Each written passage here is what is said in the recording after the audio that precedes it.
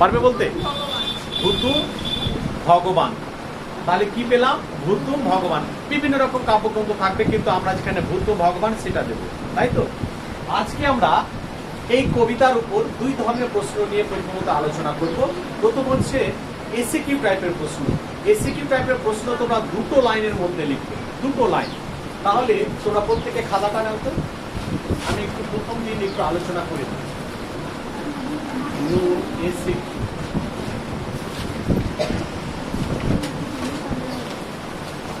SCQ টাইপের প্রশ্নটা কেমন হবে আর সেখানে উত্তরগুলোই বা কেমন হবে সেটা নিয়ে আমরা প্রথমত আলোচনা করব। লিখেছো? খাতা নাও। নুন জয় গোস্বামী, পাশে লিখে নাও এসিকিউ।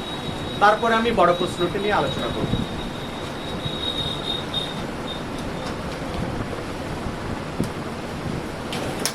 এসিকিউ টাইপের প্রশ্নগুলো আমি পরপর বলে যাচ্ছি, তোমরা লিখে নাও। এক দিয়ে লেখো, আমরা তো অল্পে খুশি। আমরা তো অল্পে খুশি।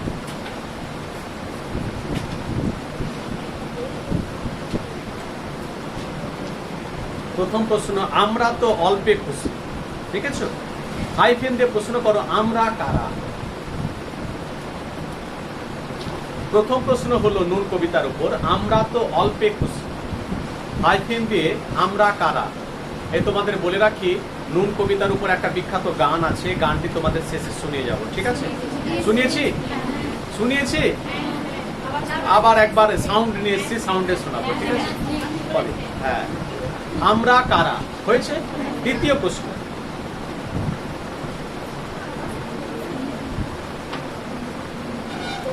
দুই ভাই মিলে টান দি গঞ্জি কাতে।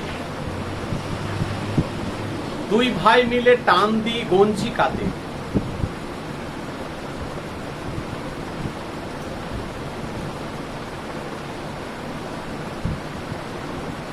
হাইফেন দিয়ে প্রশ্ন করো, কেন গঞ্জিকায় টান দেওয়া হয়? কেন গঞ্জিকায় টান দেওয়া হয়? কেন গঞ্জিকায় টান দেওয়া হয়? পরের প্রশ্ন, সব দিন হয় না বাজার। প্রশ্ন 3 এসিকিউ টাইপের, তারপরে আমরা 5 নম্বর আলোচনা করব। সব দিন হয় না বাজার। হাইফেন দিয়ে প্রশ্ন করো, কেন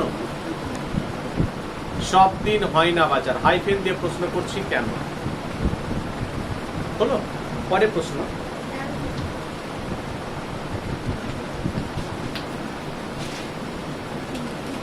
আমাদের দিন চলে যায়।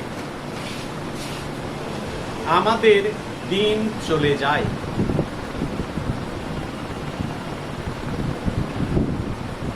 কিভাবে দিন চলে যায়? কিভাবে দিন চলে যায়?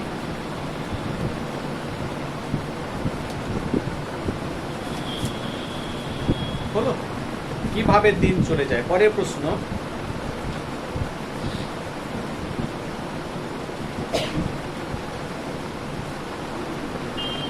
খেতে বসে রাগ চড়ে যায়। খেতে বসে রাগ চড়ে যায়। খেতে বসে রাগ চড়ে যায়।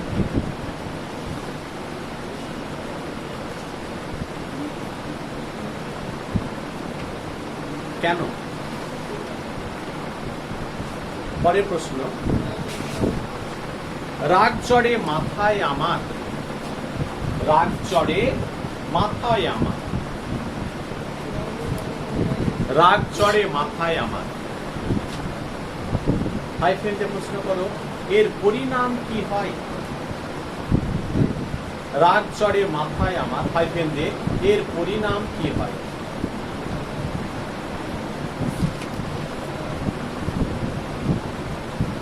কটা হলো?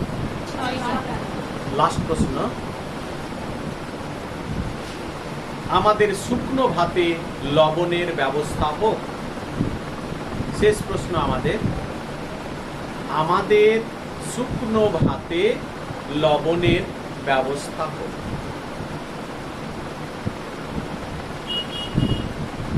আমাদের শুকনো ভাতে লবণের ব্যবস্থা হোক। এসিকিউ এর বাইরে প্রশ্ন হবে না, খুব সহজ এই ধরনের প্রশ্ন হবে। তবে মনে রাখতে হবে এসিকিউ প্রশ্নের উত্তর একবারে মনোযোগ দিয়ে শুনে নাও। এসিকিউ প্রশ্নের উত্তর কটা লাইনের মধ্যে হবে? দুটো লাইন, দুটো লাইনের বেশি হবে না।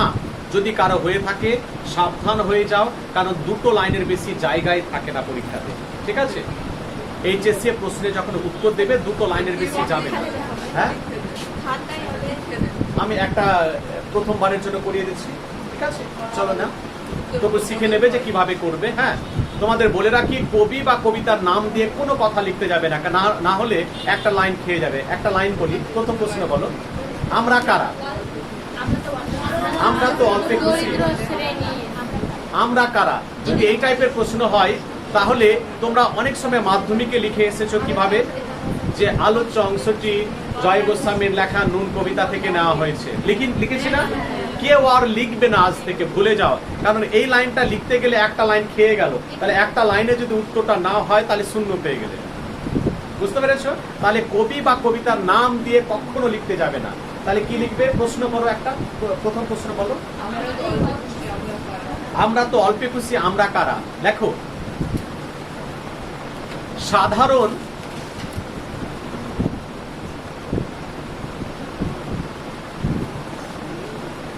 গরিব শ্রেণীর মানুষদের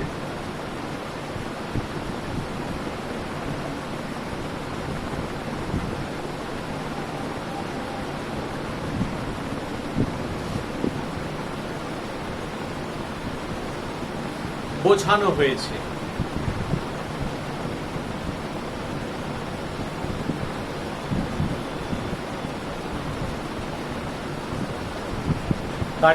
যারা নিম্নবিত্ত শ্রেণীর, যারা নিম্নবিত্ত, নিম্ন বৃত্ত কেন দিলে? বৃত্ত, বয় হস্যই তয় ত, নিম্নবিত্ত, বৃত্ত নয়। ম্যাথে চলে গেলে নাকি আবার বাংলা ক্লাস। নিম্নবিত্ত শ্রেণী। দেখো, আমাদের তিনটে বৃত্ত বলা হয়, একটা হচ্ছে উচ্চবিত্ত, একটা হচ্ছে মধ্যবিত্ত, আর একটি বলা হয় নিম্নবিত্ত। উচ্চবিত্ত কারা? মেয়েরা। উচ্চবিত্ত কারা? কোটিপতি, শিল্পপতি। তারাকে কি বলবে? বাড়িতে হেলিকপ্টার নেমে যাবে, তাদেরকে কি বলবে? নিম্নবিত্ত। তারা হচ্ছে উচ্চবিত্ত। মধ্যবিত্ত কারা?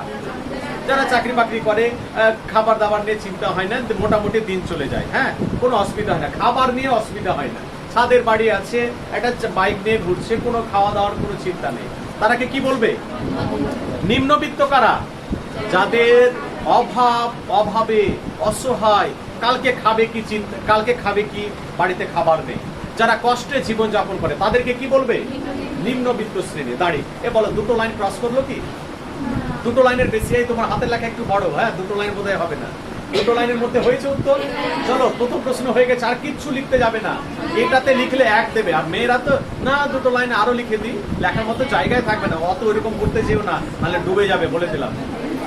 এর বাইরে আর কিচ্ছু লিখবে না। হ্যাঁ, আর তোমরা অনেক সময় মাধ্যমিকে উত্তর দিয়ে একের উত্তর 3টে লাইন 4টে লাইন লিখছো। হ্যাঁ, লিখে এসে বাড়িতে এসে বলো, আমি না একের উত্তরগুলো এত ভালো ভালো বড় করে লিখেছি, আমাকে 1 দিতেই হবে। এটা লিখলেও তুমি 1 পাবে, আর ওটা লিখলেও 1 পাবে। কিন্তু মনে রাখবে, যে বেশি লেখে ভুল হওয়ার সম্ভাবনা থাকে বেশি লিখতে গিয়ে। শুধু সেটাই নয়, সময়কে চলে যাবে, শেষে বলবে আমি না সময় পেলাম না রে, রচনাটা করার সময় পেলাম না। কেন তুমি সময় কেন পাওনি? তুমি কিভাবে প্রস্তুতি নিয়েছো, সময় পাওনি? এগুলো আমরা অনেক সময় অজুহাত দিয়ে থাকি, এগুলো দেবে না। পরে হয়ে গেছে, 1 হয়ে গেছে। দ্বিতীয়, এই জোরে একজন পড়ো না, জোরে পড়ো।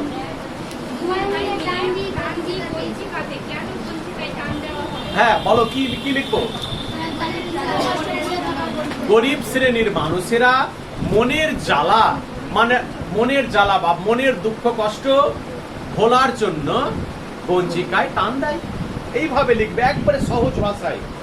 কোথাও লেখা নেই যে বাংলায় কঠিন ভাবে উত্তর দিলে পারে বেশি নম্বর পাওয়া যায়, কোথাও লেখা নেই। সহজ ভাবে উত্তর দেবে। গরিব শ্রেণীর মানুষেরা, হ্যাঁ, মনের দুঃখ কষ্ট দূর করতে পঞ্জিকায় টান দেয়। এর বাইরে কোনো শব্দ বাড়াবে না। আর তোমরা তো লিখা অভ্যস্ত, জয় গোস্বামীর লেখা নুন কবিতায় কে শিখিয়েছে? মাধ্যমিকে করেছে, এইচএস এ করবে না এগুলো। এইভাবে লিখবে, এটা লিখলে তোমরা এক পাবে। গরিব শ্রেণীর মানুষেরা কি মনের দুঃখ কষ্ট দূর করার জন্য বা ভোলার জন্য বঞ্জিকায় কি করে? হয়ে গেল, 1 নম্বর পেয়ে গেলে, একেবারে 1 নম্বর পাবে। সঠিক এটাই। হ্যাঁ, সঠিক উত্তরের জন্য 1 নম্বর দেওয়া হবে। পরে কেন? কারণ গরিব, লেখো, কারণ গরিব শ্রেণীর মানুষদের সব দিন বাজার করার জন্য হাতে অর্থ সামর্থ্য থাকে না। দেখো, কারণ গরিব শ্রেণীর মানুষদের সব দিন বাজার করার জন্য অর্থ সামর্থ্য থাকে না।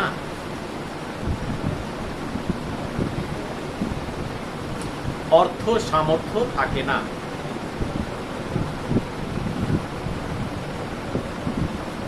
হয়ে গেছে?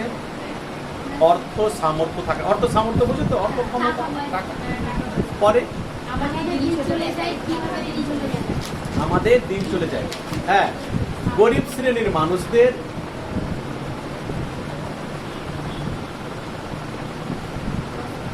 হেসে খেলে কষ্ট করে দিন চলে যায়। হেসে খেলে কষ্ট করে দিন চলে যায়। এই ভাষা কঠিন হচ্ছে? বলবে এইভাবে লিখে আসবে।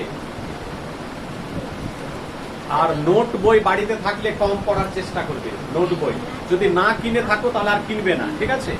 আর যদি কিনে নিয়ে থাকো তাহলে কম পড়ার চেষ্টা করবে, না হলে কিন্তু ভাষা আরো কঠিন হয়ে যাবে। দেখলে? পরে কেন? দুপুর রাতে অসময়ে বাড়ি ফিরে, লেখো, অসময়ে বাড়ি ফিরে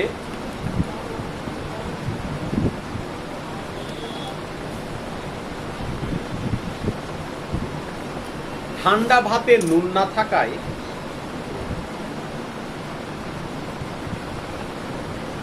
অসময়ে বাড়ি ফিরে ঠান্ডা ভাতে নুন না থাকায় খেতে বসে রাগ চলে যায়।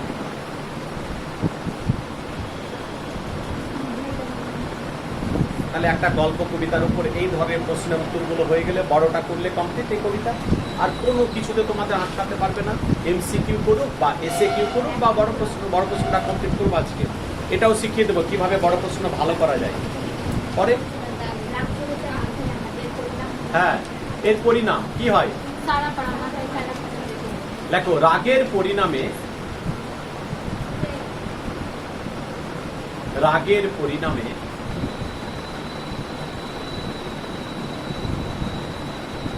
অশান্তি,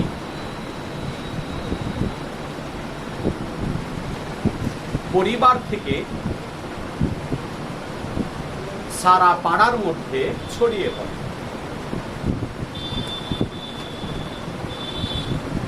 রাগের পরিণামে অশান্তি, কি শান্তি থাকে না? অশান্তি, অশান্তি পরিবার থেকে সারা পাড়ায় কি করে? ছড়িয়ে পড়ে। এইটুকু। পরের প্রশ্ন। গরিব শ্রেণীর মানুষেরা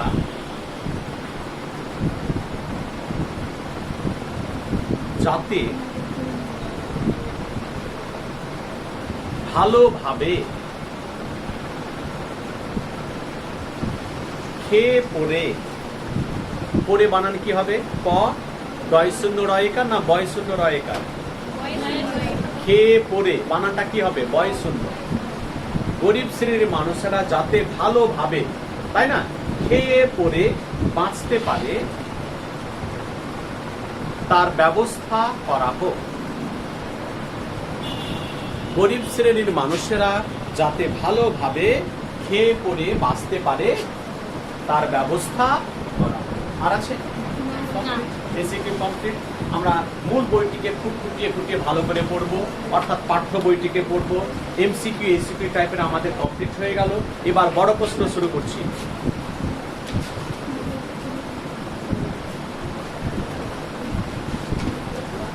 এবার আমাদের কাজ এখনো শেষ হয়নি।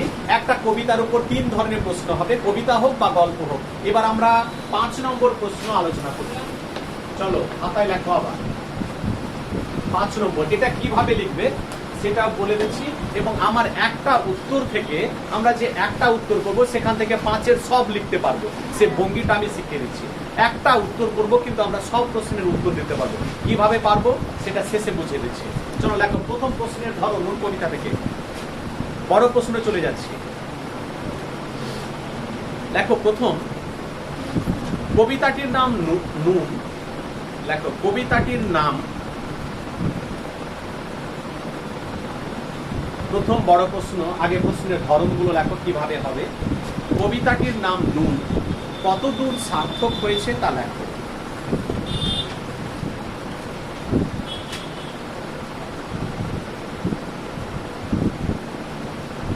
কবিতাটির নাম নুন, কতদূর সার্থক হয়েছে তা লেখো। মনে রাখবে প্রশ্ন হবে 2 ধরনের, একটিকে বলা হয় লাইন তুলে প্রশ্ন আর আরেকটিকে বলা হয় সরাসরি প্রশ্ন। এইটিকে কোন ধরনের প্রশ্ন যাবে? লাইন তুলে না সরাসরি? এর জন্য 5 পাবে, পাশে লিখে নাও 5 বা 5। প্রশ্ন 2 অথবা দিয়ে লিখতে পারো বা 2 দিয়ে লিখতে পারো, সব প্রশ্নের একটাই উত্তর হবে। যত প্রশ্ন তুমি আরো 10টা প্রশ্ন নিয়ে এসো, আমরা একটা থেকে লিখতে পারবো। 2 দিয়ে লেখো নুন কবিতায়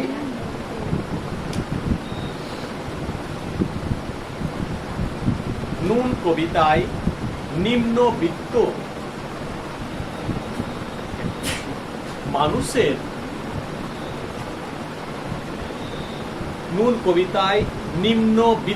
মানুষের যে জীবন যন্ত্রণার ছবি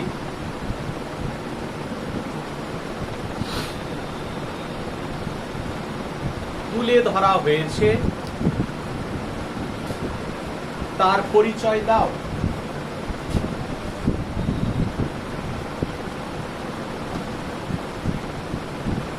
তার পরিচয় দাও। এর জন্য 5 সরাসরি।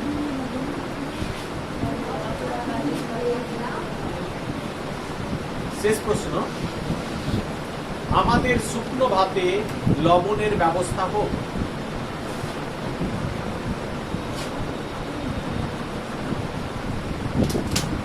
আমাদের শুকনো ভাতে লবণের ব্যবস্থা হোক। আমাদের শুকনো ভাতে লবণের ব্যবস্থা হোক। হাইফেন দিয়ে প্রশ্ন করো। বক্তাকে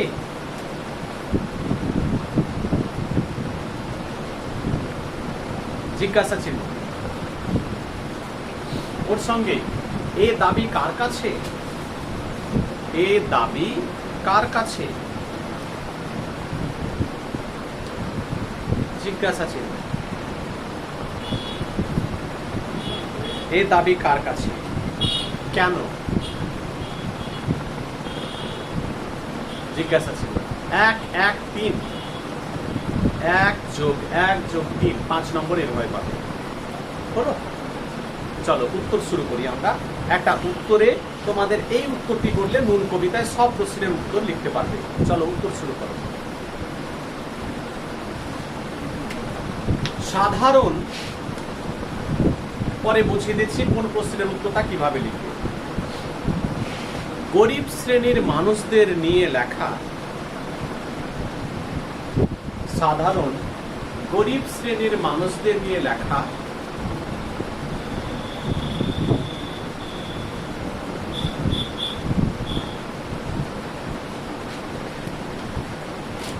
কবি জয় গোস্বামীর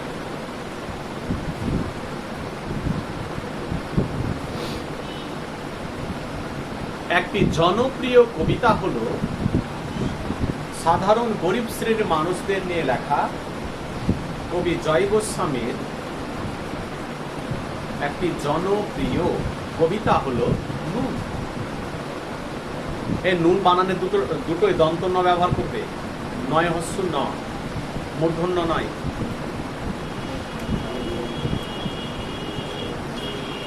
কবি নিজেই বলেছেন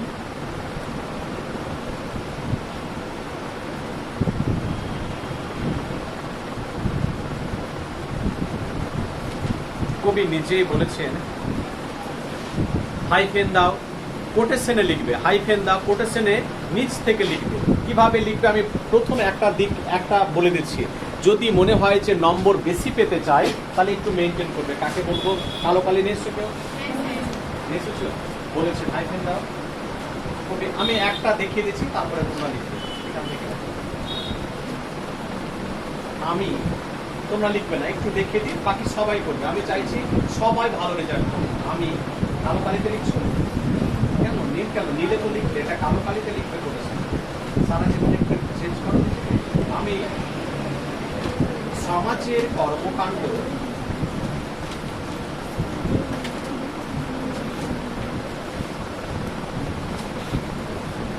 যা নিজের চোখে দেখেছি,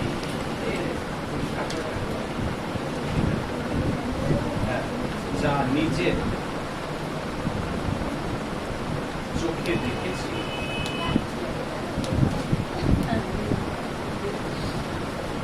তাই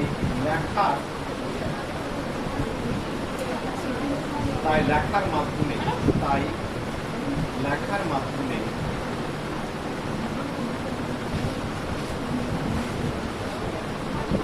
তুলে ধরার চেষ্টা করেছি। তুলে ধরার সমান হবে না, খেয়াল রাখবে, সমান হবে।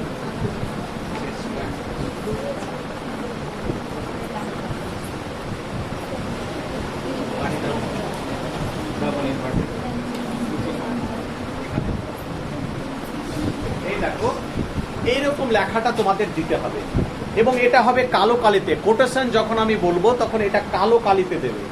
আর এখানে হয়তো দেখো 1 2 3 4 চারটে শব্দ হলো, পরের লাইনেও একই রকম থাকবে শব্দগুলো, যাতে সমান থাকে। এবং এইভাবে এবার যখন আবার লিখতে যখন শুরু করবে তখন এই দিক থেকে শুরু করবে, এটা মাঝখানে থাকবে। যদি এটা মেনটেন করতে পারো, এমন কিছু নয়, কে না চায় 90 ঘরে রেজাল্ট করতে বাংলায়। দেখবে আমাদের লেখার, আমরা ভালো পড়ি, অনেক সময় ভালো পরীক্ষা দিয়ে তবু ভালো রেজাল্ট হয় না। কিছু পরিষ্কার পরিচ্ছন্নতা বাংলার ক্ষেত্রে অন্তত পক্ষে মেনটেন করতে হবে। হ্যাঁ, তাহলে দেখবে তোমাদের ভালো রেজাল্ট হবে।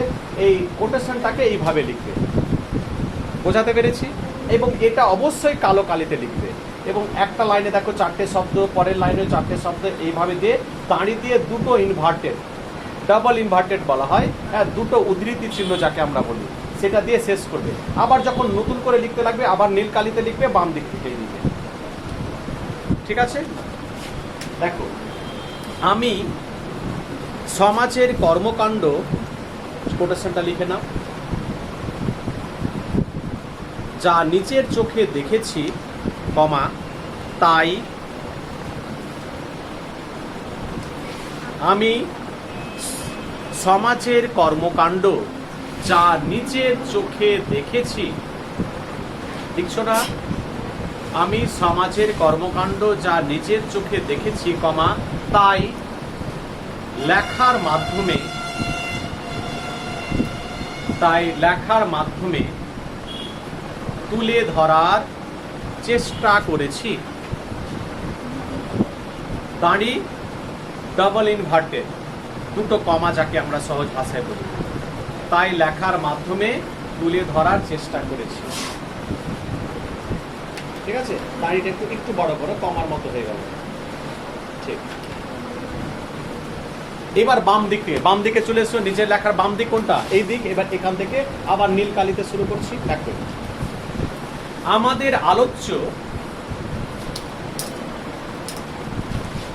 কবিতাটি, আমাদের আলোচ্য, আ লয় ওকার চয় জফলা বানানটি, আমাদের আলোচ্য কবিতাটি ভূতুম ভগবান, ভূতুম বয়হস্য তয়স্য ম, ভূতুম ভগবান কাব্যগ্রন্থ থেকে নেওয়া হয়েছে। ভূতুম ভগবান কথাটা সিঙ্গল ইনভার্টেড, একটা ছোট্ট করে কমার মধ্যে রাখবে ভূতুম ভগবান কথাটিকে। হ্যাঁ, যদি মেনটেন করতে পারো অনেক রেজাল্ট বাংলায়, না হলে ওই ঘুরে ঘুরে 70-এর মধ্যে 60-এর মধ্যে আটকে যাবে। কে না চায় ভালো রেজাল্ট করতে? একটু মেনটেন করো, বাকি কিচ্ছু লাগবে না। ভূতুম ভগবান কাব্যগ্রন্থ থেকে নেওয়া হয়েছে, তাই তো? আচ্ছা, এই যে আমাদের আমাদের আলোচ্য কবিতাটি, আলোচনা থেকে আলোচ্য, আমাদের কথাটা কি লেখার ক্ষেত্রে ব্যবহার করা যায়? যায়। কেন যায়?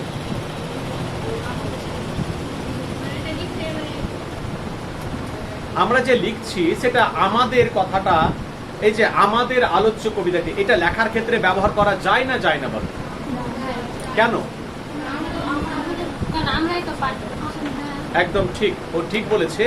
পরীক্ষায় প্রশ্ন করে যা জানো লেখো বা পরিচয় দাও, কাকে প্রশ্ন করে? আমাদের না তোমাদের?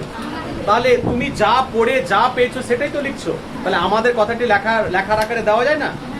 এই জন্য অনেকে আবার ভুল ধরে, আমাদের কথাটা লেখা যায় না। আরে তোমাকে তো বলছে যে তুমি যা জানো লেখো, তুমি তো বলছো। আর আমাদের কথাটা তুমি সবাইকে সামিল করে নিলে, পরীক্ষকও থাকলো তুমিও থাকলে, তাই না? পরের পয়েন্ট ব্যবহার করো। হ্যাঁ, প্যারাচেঞ্জ বলতে পরের পয়েন্ট ব্যবহার করবে। হ্যাঁ, পয়েন্টের নাম লেখো সাহিত্যের ক্ষেত্রে নামকরণ। সাহিত্যের ক্ষেত্রে নামকরণ পয়েন্ট করো। পয়েন্টটি কালো কালিতে হবে, একটু নিজেকে বদলাও। পয়েন্টটি কালো কালিতে হবে। সাহিত্যের ক্ষেত্রে নামকরণ, এবং কালো কালিতে অবশ্যই লিখবে। এবং এটাকে এই যে তোমরা অনেক সময় করে দাও, এইরকম করে দিলাম, এই করে দিলাম, ও করে দিলাম, কিচ্ছু নয়। সুন্দর করে এখানে একটা বক্স করবে।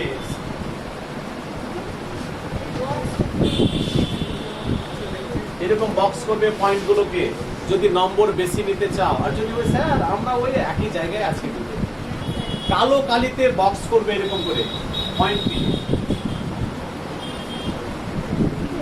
দেখবে আমাদের থেকে শহরের ছেলেমেয়েরা এত এগিয়ে, তারা বাংলায় 98 পায়, 97 পায়, 99 পায়। আমরা পেতে পেতে আমাদের মাথার চুল উঠে যায়, তাই না? আমরা এত বেশি পড়াশোনা করি অথচ ভালো রেজাল্ট নেই। কতগুলো কারণ আছে তারা পায়। কেন আমরা গ্রামের ছেলেমেয়েরা বা এখানকার ছেলেমেয়েরা কেন পিছিয়ে থাকবো? ওদের তুলনায় সাহিত্যের ক্ষেত্রে নামকরণ, পয়েন্টটাকে এরকম কালো কালিতে বক্সে করবে। কোটেশন লিখবো কালো কালিতে, পয়েন্ট লিখবো কালো কালিতে বক্স করে। খেয়াল থাকে, দুটো করে কালি পরের দিন নিয়ে আসবো, ঠিক আছে? এবার এর পাশ থেকে লেখবো, হ্যাঁ এখান থেকে, ঠিক আছে? আর এইগুলো নকশা টকশা করবে না, এগুলো স্টার চিহ্ন নকশা এগুলো অত করতে যাবে। খুব জোর দুটো বিসর্গ চিহ্ন দিতে পারো, দাও দাও। হ্যাঁ বেশ, এবার এখান থেকে লেখো সাহিত্যের ক্ষেত্রে নামকরণ। এবার বলছি ওখানে লেখো, এখান থেকে লেখো সাহিত্যের ক্ষেত্রে নামকরণ। প্রথম দিন তো, পরের দিন থেকে দেখবে তোমরা নিজেরাই লিখছো ভালো। সাহিত্যের ক্ষেত্রে নামকরণ তিনটি বিষয়কে কেন্দ্র করে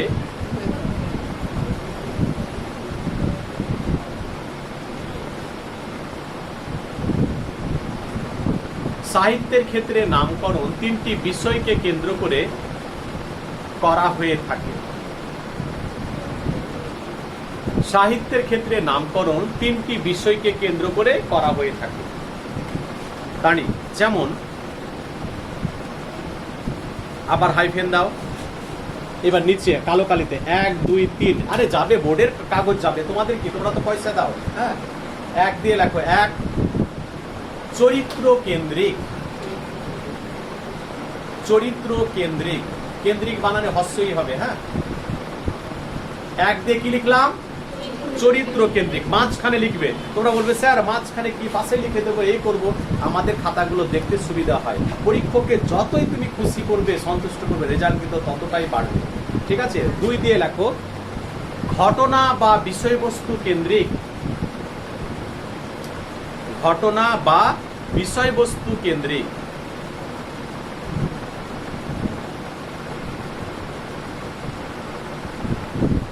3 দিয়ে লেখো ব্যঞ্জনা কেন্দ্রিক। ব্যঞ্জনা, ব্যঞ্জনা বানানটা আমি লিখছি, দেখো বয়ে জফলা ইও বর্গীয় জয়ে যুক্ত, এরকম ব্যঞ্জনা। বয়ে জফলা আকার দেবে না, ব্যঞ্জনা কেন্দ্রিক। বাম দিক থেকে লেখো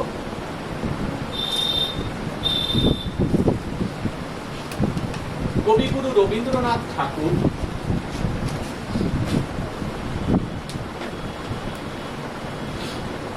কবিগুরু রবীন্দ্রনাথ ঠাকুর নামকরণ প্রসঙ্গে বলেছেন,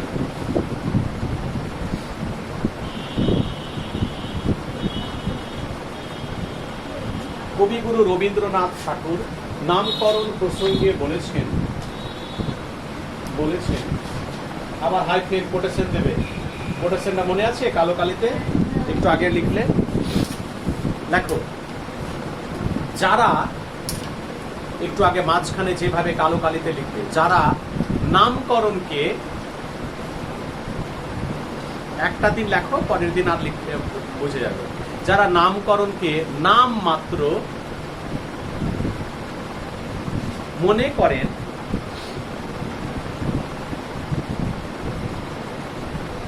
আমি তাদের দলে নই।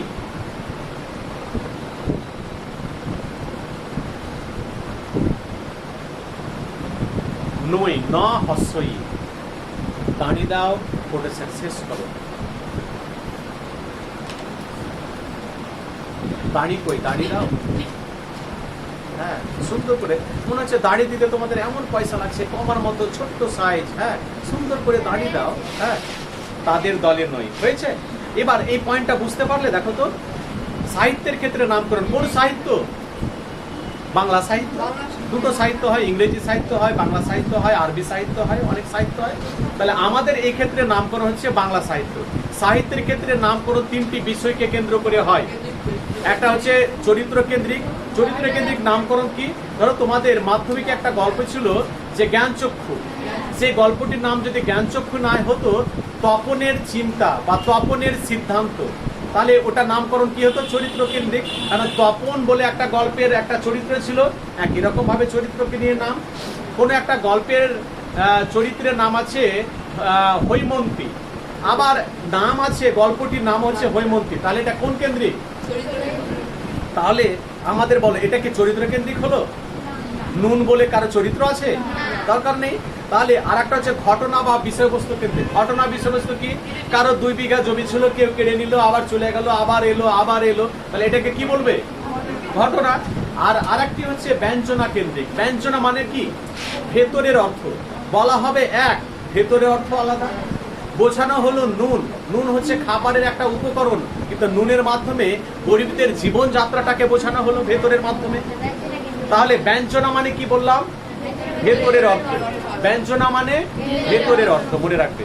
পরের পয়েন্ট করো, কবিতাটির নামকরণের সার্থকতা। পয়েন্ট করো, কালো কালিতে পয়েন্ট করো বক্স করে।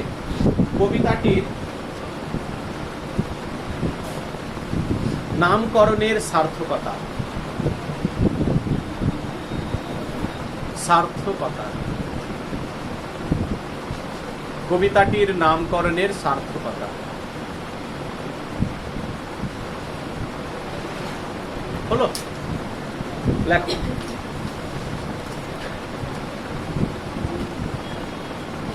নুন হলো খাবারের একটা উপকরণ।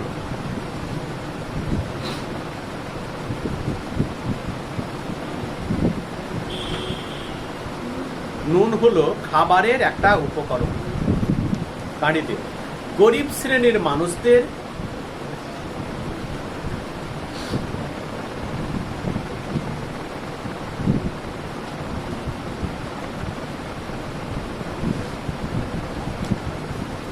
দুঃখ কষ্টের কথা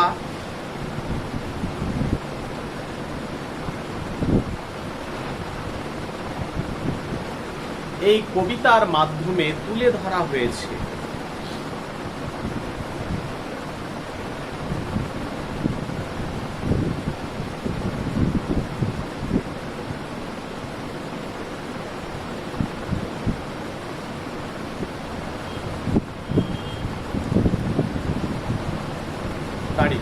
এরই সাব পয়েন্ট করো আমরা। সাব পয়েন্ট করো, কার সাব পয়েন্ট? কবিতাটির নামকরণের সার্থকতা, এটা হলো মূল পয়েন্ট। এরই সাব পয়েন্ট, বুঝো তো? এরই পয়েন্ট ভাগ করে দাও। এবার দেখো আমরা, দেখো এবার পয়েন্ট করো আমরা। পয়েন্ট করো আলাদা কালিতে, বেশ বক্স করো। এক দুয়ে করতে পারো, নাও করতে পারো, এরই সাব পয়েন্ট। ঠিক আছে, আমরা এই কবিতায় আমরা বলতে একটু আগে লিখলে কি সাধারণ গরিব শ্রেণীর মানুষদের বোঝানো হয়েছে। চলো দেখো, একই উত্তরকে বহু জায়গায় কাজে লাগানো যায়। এই কবিতায় আমরা বলতে সাধারণ গরিব শ্রেণীর মানুষদের বোঝানো হয়েছে।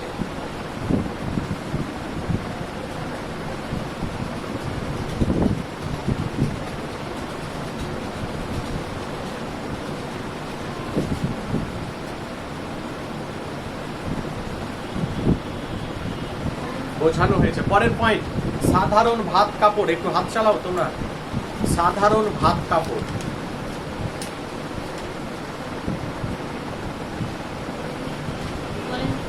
লেখো, গরিব শ্রেণীর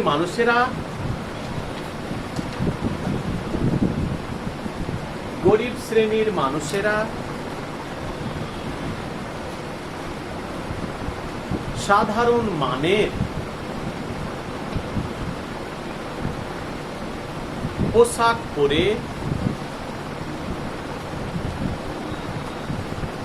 সাধারণ মানের কি পোশাক পরে ও খাবার খেয়ে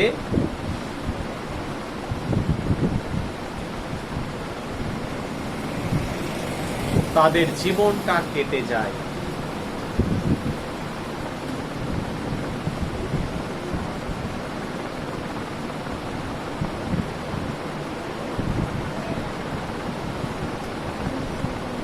পরের পয়েন্ট করো, গাঁজার নেশা।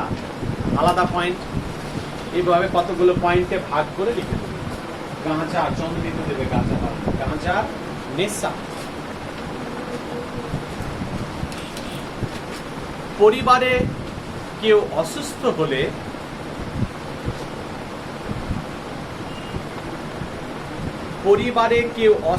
হলে তারা দোকানে, তারা কারা? সাধারণ। তারা দোকানে ধার দেনাও করে থাকে।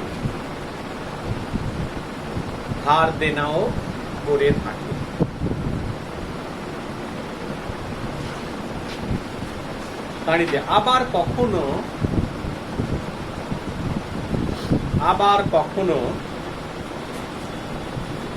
মনের দুঃখ কষ্ট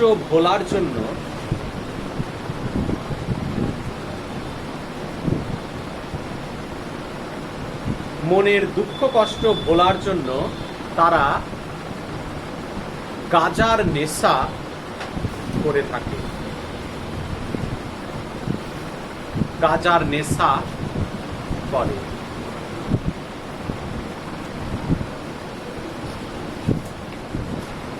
পরের পয়েন্ট, গোলাপ চারা।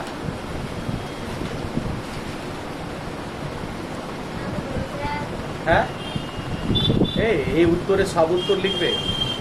এই একটা উত্তরে সমস্ত, তুমি কি 6-7খানা উত্তর করবে নাকি? নুন কবিতা একটাই উত্তর, বুঝতে পেরেছো? নাহলে 6-7খানা উত্তর পড়তে হবে। কেন, ভাষা কঠিন হচ্ছে? মেয়েরা এই ছোট্ট ছোট্ট করে সাজিয়ে দিচ্ছে, একবার পড়লে তো হয়ে যাবে। গোলাপ চারা লেখো। গোলাপ হলো সৌন্দর্যের প্রতীক। 6-7খানা উত্তর ঢোকাচ্ছ এখানে, নাহলে নোট পড়তে পড়তে তুমি 6-7খানা উত্তর পড়তে হবে। গোলাপ হলো সৌন্দর্যের প্রতীক। দাঁড়িয়ে দিয়ে কথায় বলা হয় হাইফেন কোটেশন দাও। শিশু, সঙ্গীত ও ফুল এই তিনেই সুখ। শিশু, সঙ্গীত ও ফুল এই তিনেই সুখ। তাহলে সবার সঙ্গে কম্পিটিশন করবে কিভাবে তোমরা? ওরা এত ভালো লিখবে আর তোমরা একটা সাদা মাটা লেখা দিয়ে আসবে। শিশু, সঙ্গীত ও ফুল এই তিনেই সুখ। দাঁড়ি বাম দিক থেকে লেখো, পৃথিবীর এমন কোনো মানুষ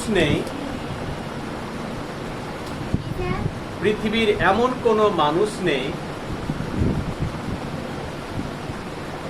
যারা এই তিনটে জিনিসকে ভালোবাসে না।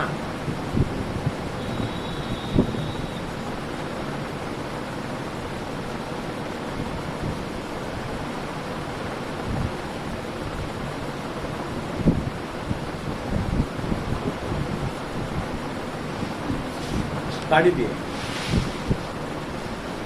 গরিবদের একদিকে যেমন সব দিন বাজার করার, এই কটা বাজলো? 10টা পার। বাবা, আমার বাড়িতে আবার টুয়েলভের ব্যাচ এসে বসে আছে।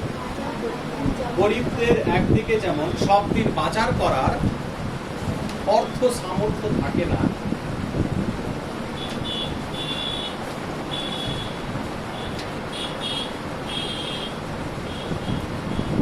তেমনি অন্যদিকে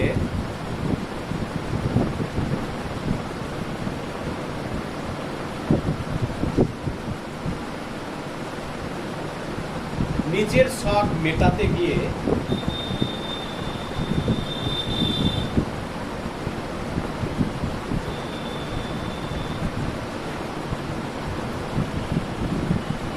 বাড়িতে গোলাপ চারা পোতার মতো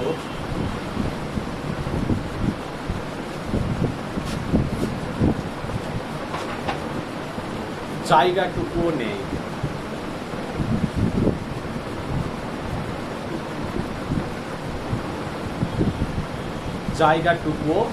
পরের পয়েন্ট, দিন চলে যায়।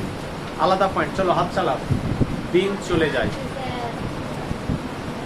বাবা, 3 ঘন্টা কিভাবে লিখবে? আমরা 6 ঘন্টার পরীক্ষা দিয়েছি এইচএস। দিন চলে যায়।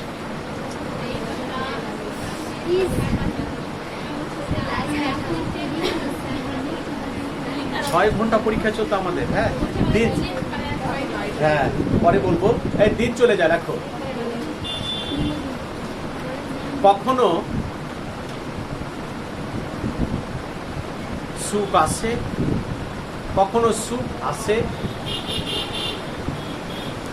কখনো জীবনে কষ্ট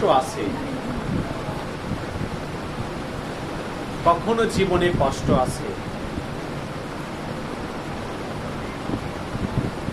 এইভাবে তাদের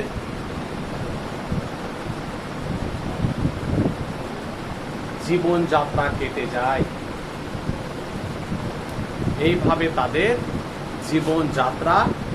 যায়।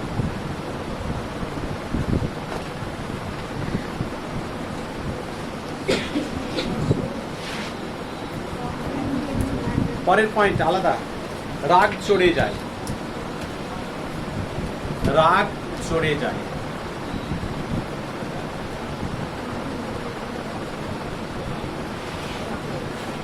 দুপুর রাতে বাড়ি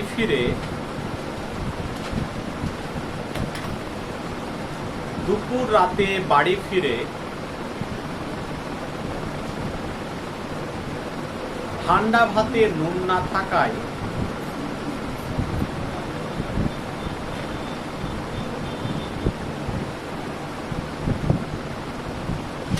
মাথায় রাগ চড়ে যাওয়াই স্বাভাবিক।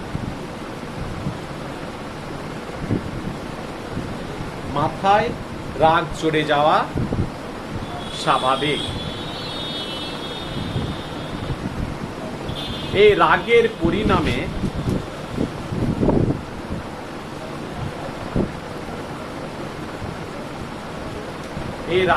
পরিণামে হাইফেন কোটেশন। চলো লেখো, পরিবারের অশান্তি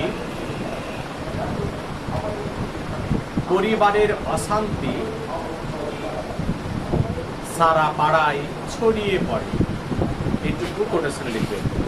পরিবারের অশান্তি সারা পাড়ায় ছড়িয়ে পড়ে। দাঁড়ি ইনভার্টেড দিয়ে 2 কমা দিয়ে শেষ করবে।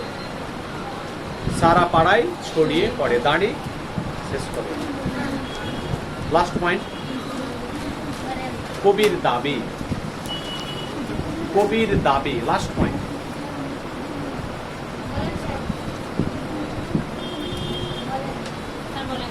কবি সাধারণ গরিব শ্রেণীর মানুষদের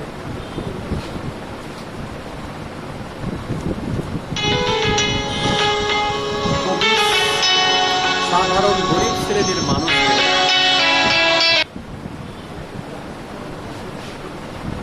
প্রতিনিধি হয়ে জানিয়েছেন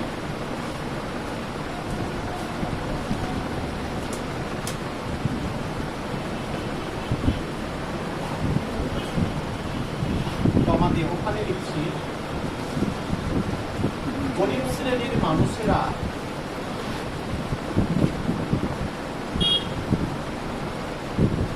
শ্রেণীর মানুষেরা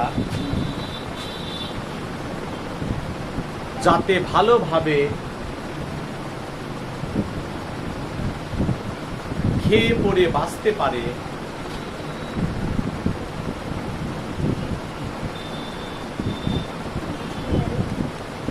তার ব্যবস্থা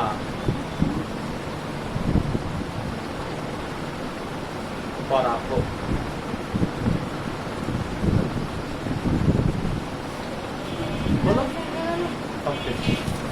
এই উত্তরটা তোমরা প্রত্যেকে বাড়িতে নিজের মতো করে পড়ে আসবে। পরের দিন প্রশ্ন অনুযায়ী আমি প্রথমে 5 মিনিট বুঝিয়ে নতুন কিছু টপিক আবার পরের দিন আলোচনা করব।